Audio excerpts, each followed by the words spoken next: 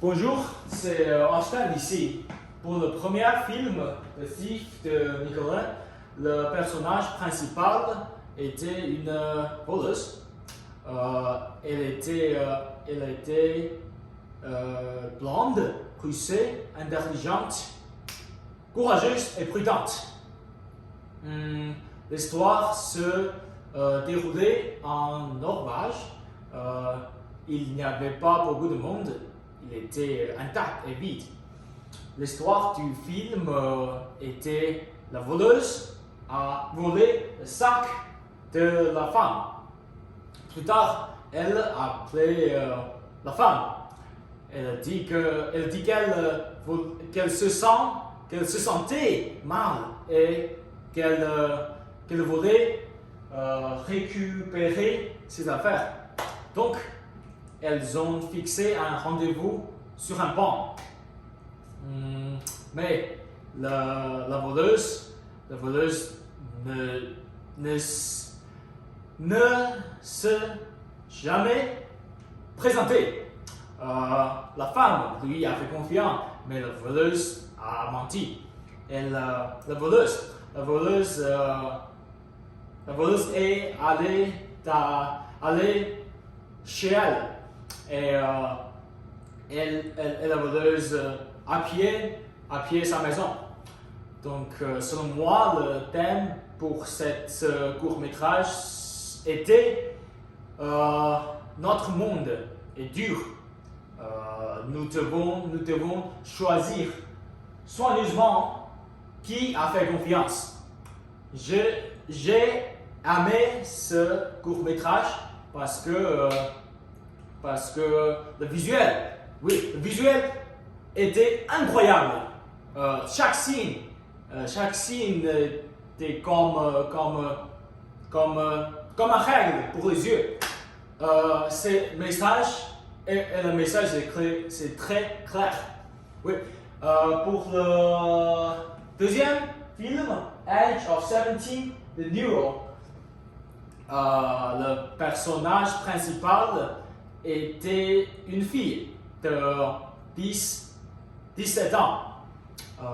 Elle était mignonne, elle était petite, jeune, et elle était une étudiante. L'histoire se déroulait dans un ascenseur. Dans un ascenseur. L'ascenseur était étroit, effrayant et bruyant. Oui. L'histoire du film était la fille est entrée dans l'ascenseur. Il y avait beaucoup de chuchotements. Soudain, les reflets de la fille se retournèrent et la regardèrent. Donc, la fille avait peur, mais elle a agi normalement. L'ascenseur se arrêtait au 17e étage. 17e étage et la fille est partie. Mais son ruban a été tiré par une force invisible. Oui, c'est ça. Et le thème pour... Je pensais que les chuchotements représentaient des intimidations à l'école. Donc la fille a choisi d'ignorer l'intimidation et elle va de l'avant. Donc nous ne pouvons pas laisser l'intimidation nous arrêter.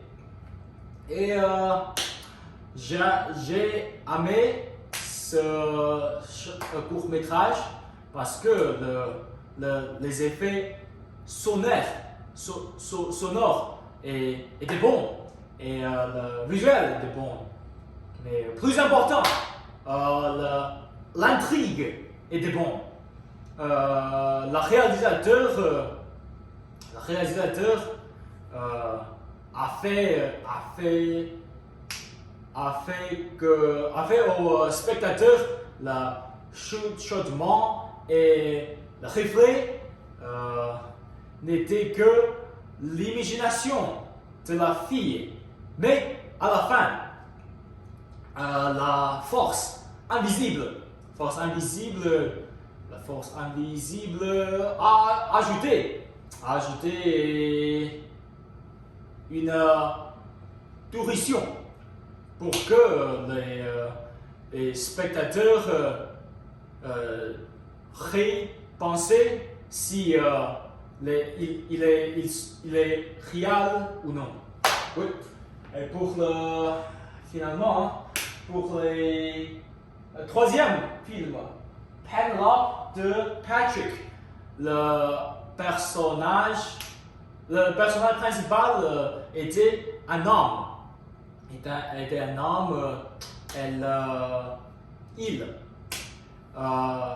il était, non, oh oui, un homme qui portait un casquette de chien. Il était grand et fort et furtif, avide. Oui. Ah oui, et il avait une épée avec lui. Comme ça, mais plus gros. L'histoire se déroulait dans une maison. C'était sombre, c'était silencieux et futuriste. Oui, l'histoire de film était l'homme a décidé de tuer une femme pour l'argent. Donc il est allé chez elle et un chat l'a trouvé et ils se sont battus et le chat l'a tué. Oui, c'est ça, c'est très bizarre. Je ne pensais que il y avait un sang pour cet court-métrage. C'est la raison pourquoi je n'ai pas aimé ce court-métrage. Il n'y avait pas de sang. Et il y a trop de visuels, l'effet visuel et certains effets étaient mauvais. Oui, c'est ça.